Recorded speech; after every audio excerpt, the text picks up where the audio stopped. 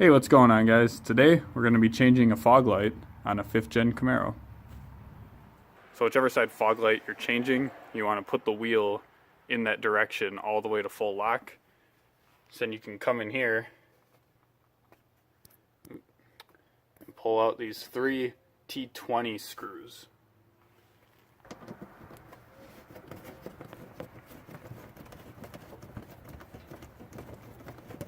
Alright, so after you have those 3 screws taken out, you can pull the fender liner out, and the bulb is right there.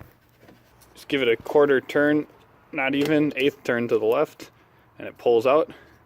Push down on this tab, pull the old bulb out, grab your new bulb, which happens to be the same style,